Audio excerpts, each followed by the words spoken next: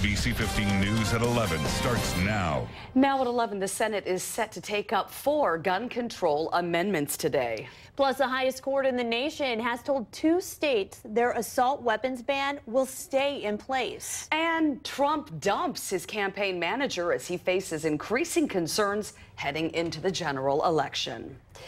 Good morning and hello. Our big story today: Congress failed to pass gun control legislation after the Sandy Hook Elementary School shooting in Connecticut and after the shooting in San Bernardino, California. Yeah, now in wake of the deadliest mass shooting in modern U.S. history in Orlando, the Senate is set to take up gun control measures once again today. Here's Kim Hutcherson. And I thank you for the question. After Senate Democrats forced the issue of gun control to the floor with their 14-hour filibuster, the Senate will vote Monday on 4 gun control measures. All are amendments to a Justice Department spending bill.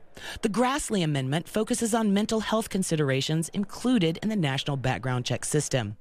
The Murphy amendment requires background checks for sales at gun shows and over the internet. The Republican-backed Cornyn amendment requires law enforcement notification if someone on a watch list tries to buy a gun from a licensed dealer, and a 3-day delay to check for terrorist connections. The Democrat-backed Feinstein amendment blocks gun sales to anyone on the no-fly list and to those suspected of being likely to engage in terrorism. The NRA's Wayne LaPierre told CBS Face the Nation that new legislation won't stop people who aren't afraid to break the law. They don't care about the law. These bad guys we're facing, they don't say, oh, gosh, they passed a law. Oh, gosh, I don't think I can do it. But New York Senator Chuck Schumer says the time for reform has come. You're a law-abiding American. You have nothing to fear. We need to pass these laws. It's a new America. I'm Kim Hutcherson reporting. The votes are expected to take place late in the afternoon, about 4:30 p.m. our time. Political experts say it's likely none of these measures will pass. Meantime, an assault weapons ban will remain in place in Connecticut and New York. The Supreme Court agreed with a law that was passed in Connecticut in response to the mass shooting in Newton. Now, the law expanded an existing ban by outlawing dozens of rifle models that can hold high-capacity ammo magazines or clips. And a 3-year-old boy was critically injured in a shooting in Chicago last night. The toddler was in a car with his father when someone in another car fired shots. The boy's father said his son was wounded in the shoulder and he drove him to the hospital. Police say they do not have suspects in custody and their investigation continues.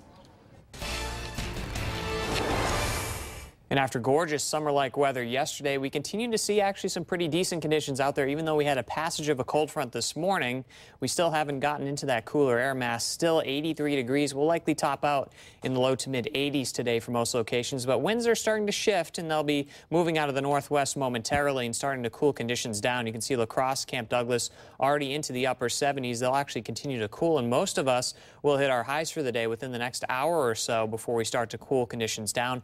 Wind speeds 10 to 15 miles per hour all of the west to northwest right now. They'll continue to shift out of the northwest, dragging in that cooler and also drier air mass that'll be coming in for this afternoon and also the next couple of days. Sky Tracker tracking a few showers and storms well to our southwest now. That's that front that passed by this morning. We didn't see too much in the way of rain, but some locations did pick up a couple thunderstorms this morning. And then towards the north and west, that's where the clear and drier air mass will be coming from, and that's what will move in not only for this afternoon but the next couple of days, looking at temperatures topping out around 84 to 85 degrees in Madison. Then as we head over the next couple of days, we'll likely see conditions cool down a little bit with high temperatures likely in the upper 70s. I'll have those details coming up in just about 10 minutes. AJ, thanks. In our Decision 2016 coverage, Donald Trump's campaign manager, Corey Lewandowski, has been ousted. NBC News reports Trump informed Lewandowski during a direct conversation. Lewandowski is perhaps best known for a March incident when he grabbed a reporter after a Trump event. Prosecutors later decided not to criminally prosecute Lewandowski. He clashed with other top Trump advisors, while the Trump campaign in recent weeks has lagged Hillary Clinton in fundraising, polls, staffing, and ad spending.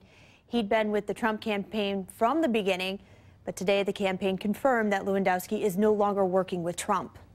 Now, there is new political fallout from the Orlando shooting as well. Donald Trump weighing in once again and speaking out about new cracks in his support within the Republican Party. Here's NBC's Peter Alexander. Donald Trump renewing his call for the U.S. to consider profiling Muslims to avoid another terrorist attack. I hate the concept of profiling, but we have to use common sense.